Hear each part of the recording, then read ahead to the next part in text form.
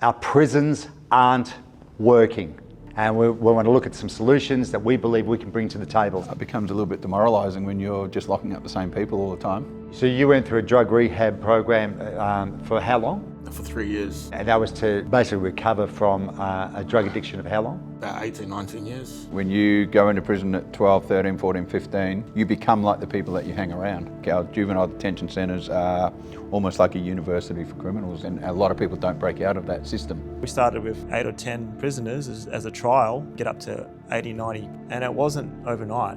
When you get somebody out of prison working, you're not just changing their life, but it's generational. You're breaking the cycle in that family for their kids. And so you can't get dignity from dealing and stealing, but you get dignity from working a good, hard day's work.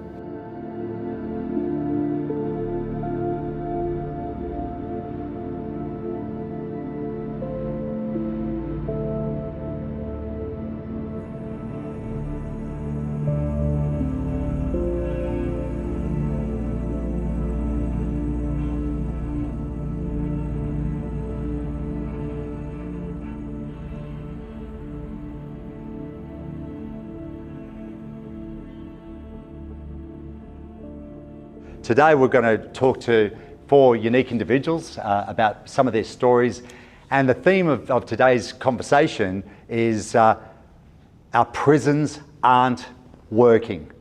And we want to talk about why, what's all that about, and we want to look at some solutions that we believe we can bring to the table. So I want to introduce you to Chris. Chris, tell us a bit about your story. All right, so I spent 15 years with the WA Police Force. Half that time in uniform, half as a detective, and I think I joined the job to make a difference, but after 15 years just became frustrated at the recidivism rate, just seeing people coming in and out and in and out, even seeing well-meaning people that wanted to come out and turn their lives around and change. Just went through, faced lots and lots of obstacles. And I think one of the biggest obstacles was not being able to find employment when they got out. And I saw people that would apply for job after job after job, but because of their criminal records, they'd get knockback after knockback after knockback and end up just going back to their old ways. Everybody's got to make a dollar somehow, and so that's what I observed. So Chris, as a policeman, why did you even bother to care about what happened to these people that you were locking up? It becomes a little bit demoralising when you're just locking up the same people all the time, and you know, it's a tremendous cost to taxpayers to lock these fellas up and to lock them up and to see them get worse, not better, becomes incredibly frustrating. What happened to you for you to be here 10 years later? We're going to talk about your program, Thrive Integration. What happened to you? I just thought there's got to be another way. I think the definition of insanity is to keep doing the same thing over and over and expect a different result. Yeah. So, yeah, I thought there's got to be another way. There's got to be another way. I remember sitting with my son. I had a coffee with my son one day, and I was having a whinge. I was saying the government should do this and the government should do that, and prisons aren't working. And my son looked me straight in the eye and he says, "Well, why don't you do something about it, Dad?" So. And what happened? I think through what I could only describe as a divine encounter, I met Jerry Hansen. Yeah. And Jerry's the owner of a large construction company called Hansen Construction. We've got the general manager with us here today, and Jerry said he would open his doors to give people coming out of prison a second chance. I said to Jerry, I'd love to set up a boot camp, and Jerry said, well, I've got this perfect boot camp. I own a construction company. And so Jerry opened his doors and continues to open his doors to this day, 10 years later. And he's employed hundreds and hundreds of men and women coming out of prison. And a lot of them are still with him, but a lot of them have also used that as a stepping stone to get to the mines, to get to other construction companies and to move forward. So That's beautiful. That's beautiful. We'll talk a little bit more about that later. Sam. Hi, how you going, Tom? Yeah, good. Tell me a little bit about yourself. How did you end up here at this table? So I work for Hansen Construction. Yep. I first met Chris on a telephone call, actually. I called him from prison, Acacia Prison. I was about to get released. I was already at the point in my life where I'd spent about 8 years in 8 years in jail. Straight or backwards and forwards? Nah, in and out. Yeah. Yeah, the longest I did was 22 months. So all my sentences were sort of like that, similar sort of time to that. I'd had enough. I knew that that crime wasn't paying for me. Where did it all start for you? So I left school, dropped out of school 3 days into year 11. I was living with my dad up in Broome, my hometown. And I was drawn to hang around people that were doing drugs, smoking weed to begin with, and in a short period of time after that, I was doing crimes like burglaries and stealing cars and hanging around that kind of crowd. So okay, let's go back to that. So your first burglary. What I mean for you to go from okay kid at school, never involved with police, to then burglar. That's a huge jump. Actually, somebody that I knew crossed paths with him during the night, and he said, "Come with me. I need you to help me with something." Yeah. And when I got to, I agreed. Yeah. Because I was always I was following people like that. And when I got to where we were going, it was actually a burglary that he'd already. It was a house that had already been broken into and half robbed. So I helped him. I helped him finish with this burglary. That was my introduction to. And how did it feel the first time you did something that you knew? Did you know it was against your own conscience? No, I thought. It was against my conscience. It did feel wrong, and I kind of like hard to believe that I was doing that, and I was. And thinking like I could be caught at any minute, like caught doing it, like the police could show up or. How old would you have been at that 15. time? 15. Okay. And I was starting to do crime, burglaries and things like that, mainly to fund my drug habit. And when was the first time you ended up in prison? 15. At 15. Yeah. And what was your experience like? I mean, that's a minor. So that's how did it? Well, so I was pretty scared. I was pretty scared to actually. I got escorted by a couple of detectives from Broome on the plane down to Rangeview. So I remember being pretty frightened when I got there, and when I got there, I spent probably half a day in a cell waiting to get processed. And when I did get processed and ended up in the unit, it was pretty wild. But within a week or so, I survived, and I made some friends, and I got comfortable enough. So pretty soon after they didn't keep me there long. Like they kept me there a few weeks and then let me back out because I was so young. Yeah. But within a couple of weeks, I was back out doing burglaries. Right. Richard, appreciate you being here. You've been involved with Hanson for quite a while. Tell us a bit about your background and why you do what you do today. My first break-in was I already broke it into your house. I didn't get involved with the police or the law until I was about 20. Right. Where I did my first jail sentence. But I've been in the drugs and crime breaks and stealing since high school. And after I went to jail the first time, I was on drugs, meth mostly, for nearly 20 years. Right. And after I got out of jail, when I was in jail, I actually met Christ and wanted to come right, so I went through rehab, and that's how I met Chris, who brought me to Hanson Construction. Yeah. And it worked out that I came to the yard, which I know that's where I belong. And I do what we do mostly because if one of us is failing, in a sense, all of us are failing. Right. And so yeah. So you went through a drug rehab program for how long? For 3 years. For 3 years, and that was to basically recover from a drug addiction of how long? About 18, 19 years. Right. Yeah. And so and you've been in Hanson for the last. 6 years at the end of this year, I think it is. Well, I'm in my 6th year now.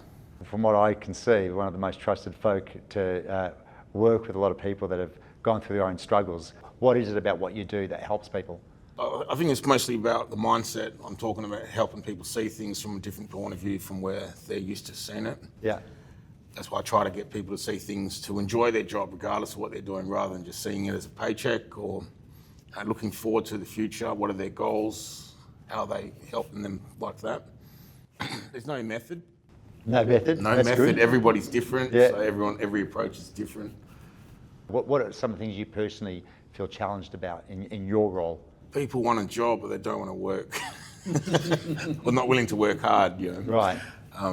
Or not really wanting to give up the drugs. You know, like sometimes some people might want to still live how they used to live. Even if they don't want to use the drugs, they still want to hang around the same people or do the same sort of things.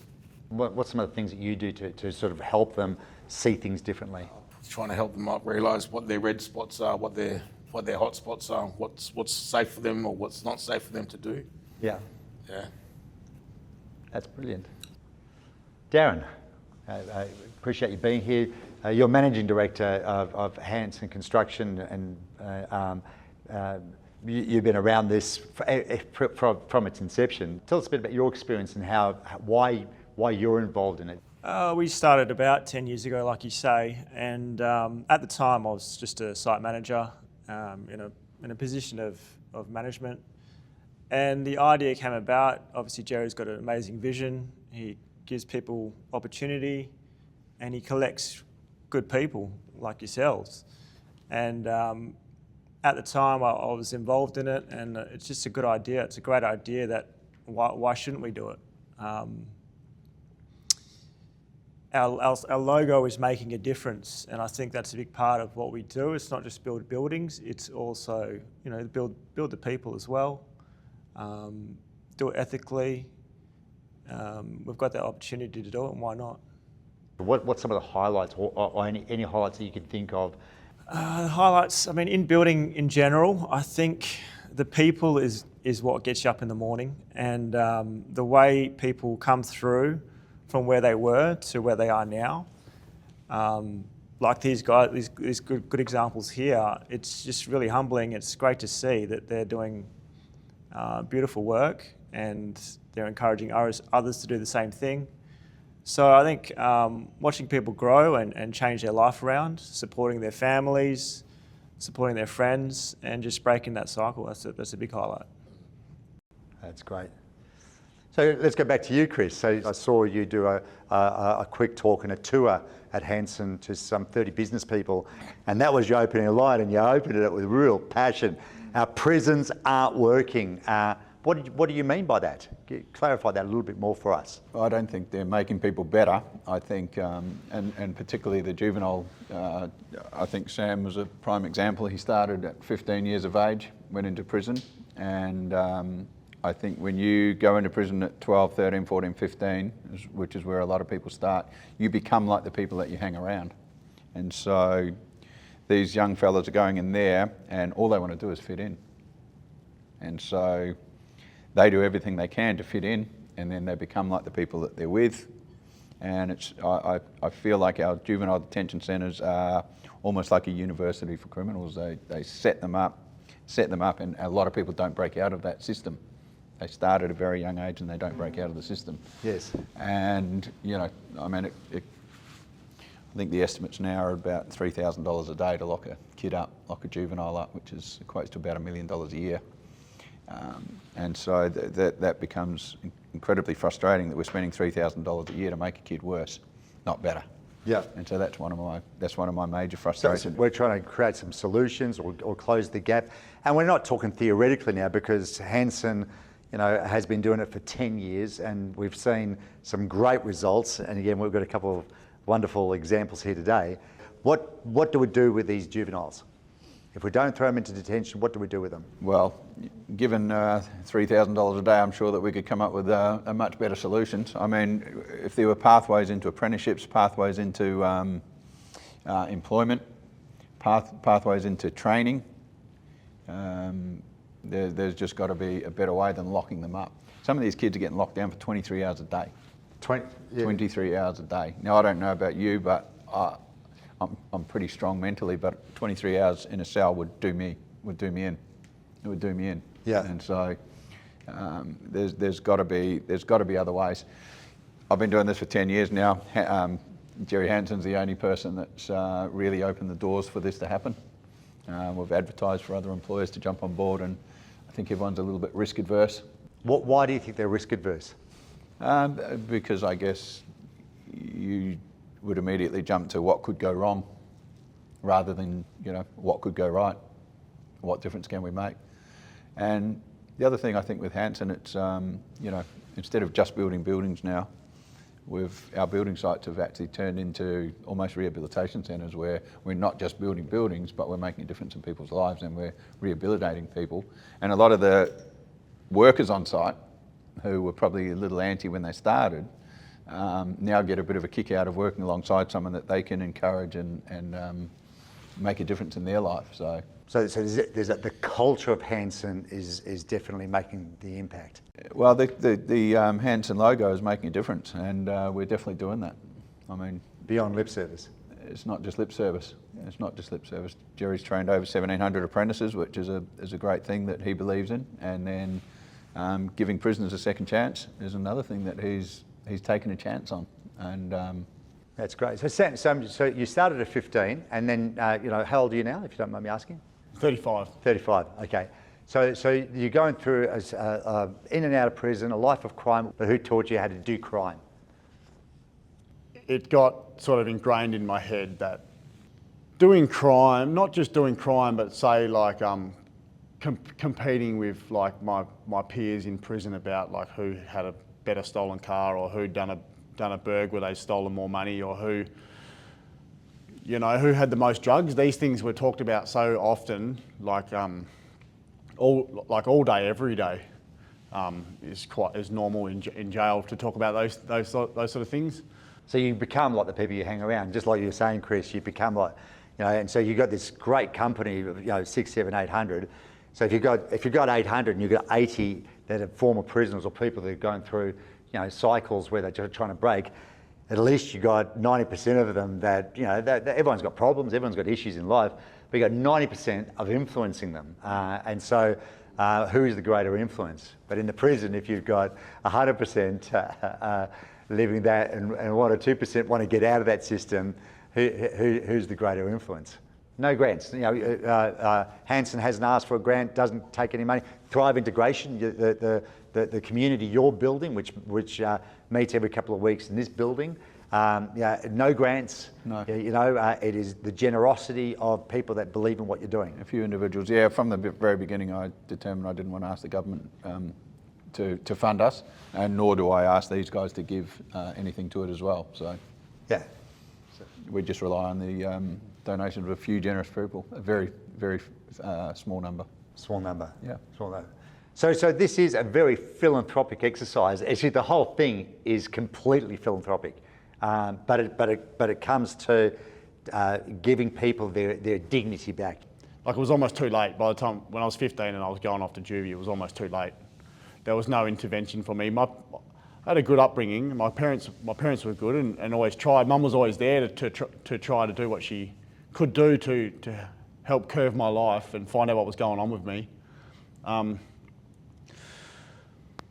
I think if I had an apprenticeship, like a carpentry apprenticeship when I was, that age, or even 18, 19 or 20, I didn't think I could do it. It wasn't until I come to work for Hansen that I realised there was mature age apprentices and all kinds of people you can just sign up for an apprenticeship and you can do it. You can be qualified in a few years. I never thought that I had the brains to be able to be a carpenter or a tradesman.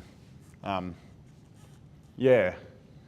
with that already having had that bad influence, that negative influence, I went down that road instead.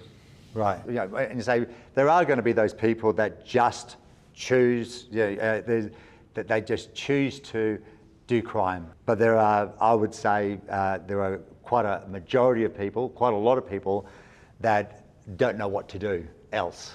They're stuck in a cycle and need to be nudged out of that, let's call it a rut, let's call that thing that, what else do I do? This is all I know.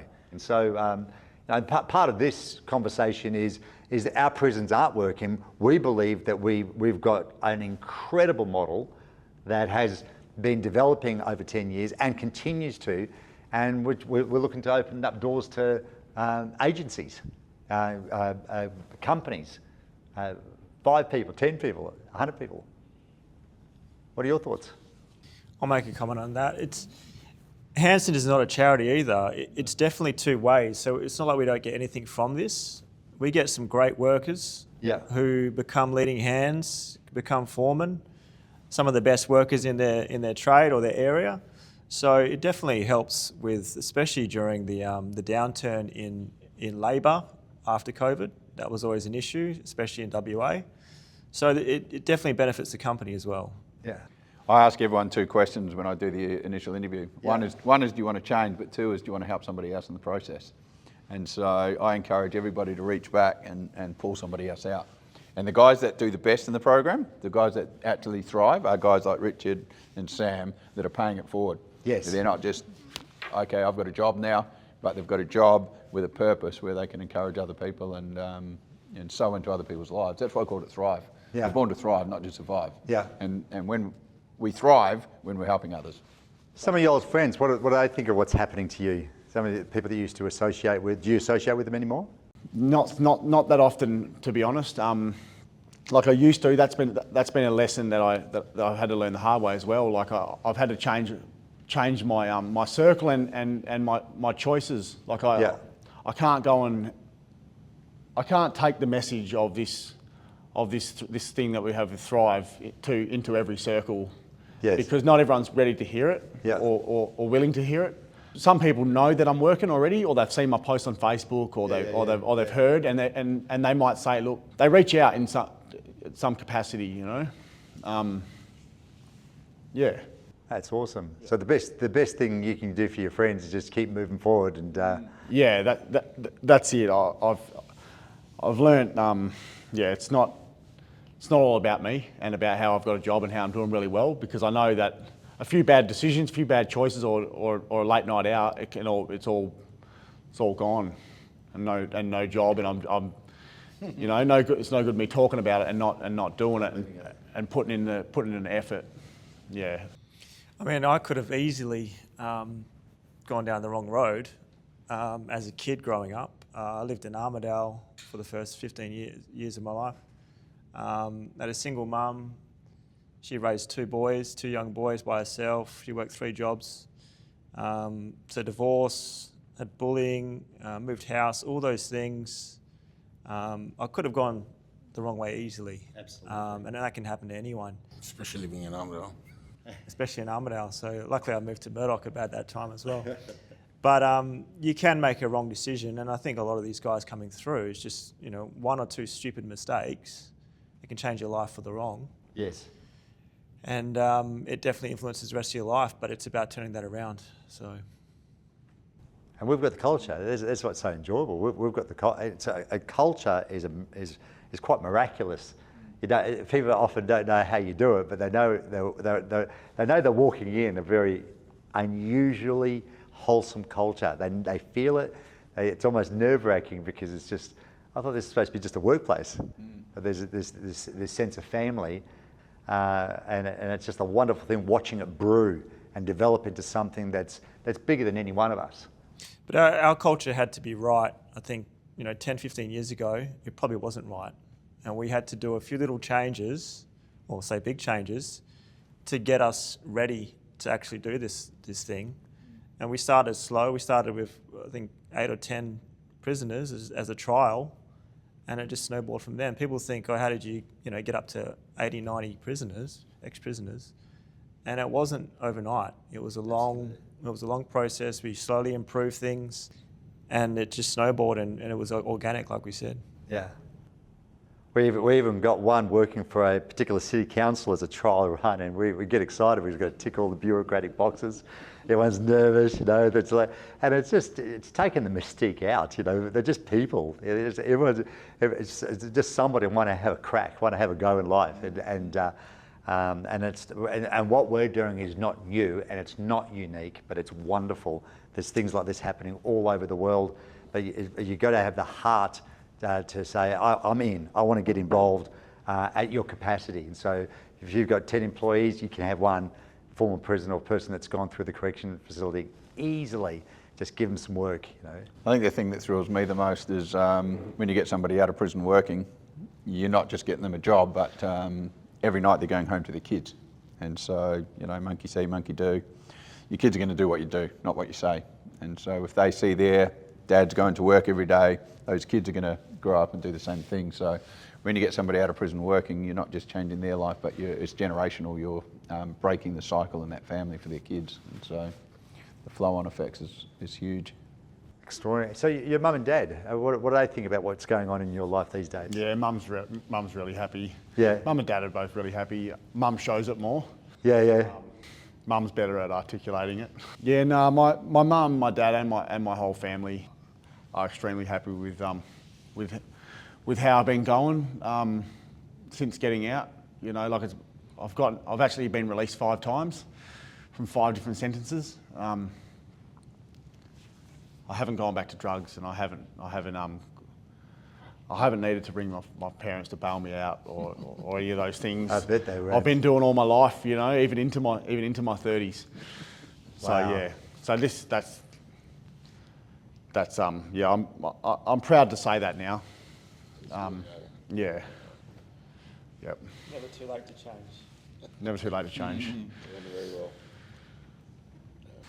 I think, like Sam said, working a job's not easy. Some of these boys are up at 5 o'clock in the morning catching trains and buses, because a lot of people come out of prison without driver's licences, so they're literally up at 5 every morning, getting to work. They've got to be there at 7, they've got to be drug-free, they've got to work around other men that hold them accountable. Yes. And nobody gets anything for nothing. Although Thrive Integration is a charity, it's not welfare. We don't give people something for doing nothing. They work an hour, they get paid an hour. They work hard, they get paid. And so that brings dignity. You can't get dignity from a dole check. You can't get dignity from dealing and stealing, but you get dignity from working a good, hard day's work. Yeah, again, turning boys into men. Turning boys into men. And of course, we're here just talking to the men, so we deal with a lot of women, but we're discussing specifically just here in this situation about men. Boys, often they may be grown-up bodies, but they think like boys, and they still, they spit the dummy, so to speak. This is the rage that they think that they can't control, and it's just not true. They can control it. They can control it. It's just not true. Yeah, actually, with a lot of the guys, I'll talk about that. A lot of them dress like how their old life, you know, they want to look like prims, wear rats, towels, or whatever, talk slang. Yeah. And I'll put them on, are you a man? I get them to ask, what is a man? Does a man follow every other man? Does a man care? Because they all say they don't care what anyone thinks of them, then why are you dressing like this other person you look up to? And, you know. And so what we're trying to do also is as I see, is to stoke the fire of masculinity, of being a real man, you know, standing up for what's right, being somebody that, you know, if you find a partner in life, that they feel safe around you. You know, these are the ongoing things, the effects of life, and just being able to be in an environment where you can work an honest day's job, earn your money, pay your way in society, and without welfare. I say to people, listen, if you've got an empty cup, we get it. We'll help you fill your cup. Once your cup's full, don't be greedy and get another cup for yourself. Let it overflow to some other empty cup. Just let it overflow. But we don't expect you to give if you haven't got it. Well, we're going to train you. We're going to help you to have those fibres inside you to be a man, so that as you start to flow and it's genuine, other people instantly catch it. They benefit from it. It's good. It's just an honest conversation. We want to get to employers. I'm telling you, there's something beautiful about that overflow of your life reaching into somebody that is falling through the nets of society. And prisons, in many ways, are the perfect vehicle to hide the broken, to hide the lost. And that's why I believe, like Chris and like everyone in this room, our prisons aren't working. We're not attacking government. We're not attacking the prison system. We care about the individual. And so on that note, is there anything else? What's a final note? What would you like to say to employers? I say to everyone when I give them a job, I say if you do a good job, you're going to open the door for more guys coming out of prison. But if you go on site and absolutely stuff it up, you're going to spoil it for everybody. And in the last 10 years, we haven't had anybody that's done anything detrimental to bring the program down. That's extraordinary. Yeah. Knowing the records, the background, that's extraordinary. That's beautiful. I'll say something. It's not hard to do.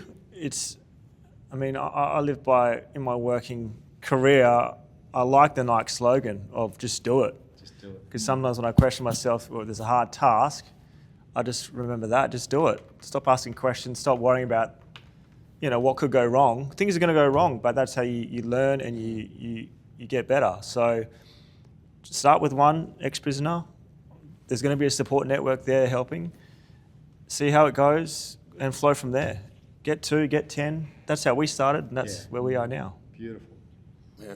You get a lot of joy from seeing people thrive as well. Some people have failed, whether for whatever reason, gone back to jail, gone on drugs, but got a taste of what it is to move forward. And we still don't let go of them. Gone on really. to other companies and all the rest of that. They know that we're here for them and that we care when they get back out. When they're ready.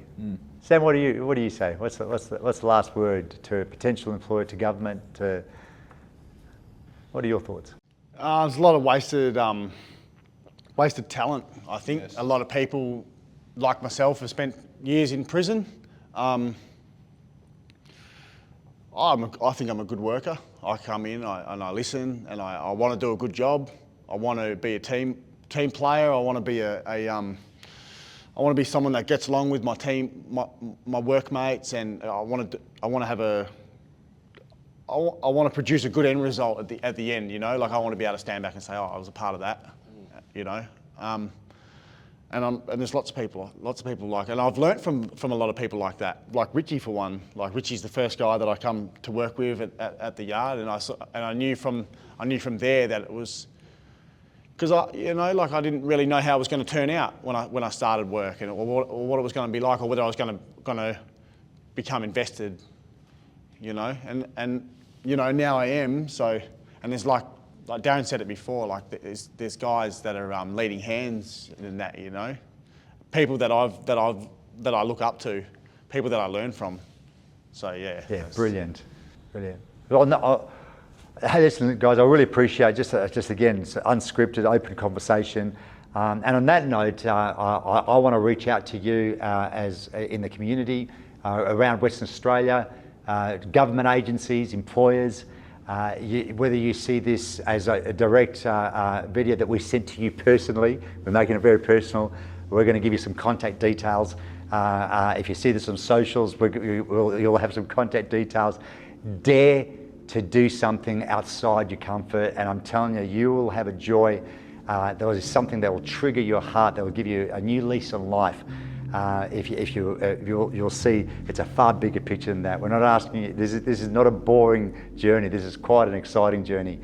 So please consider, our prisons aren't working. We need to reduce that from 8,000, reduce it dramatically, and get people back in society, and give them their life back. And you can actually do that. You can be a part of that. I'm asking you, be a part of something that is bigger than all of us.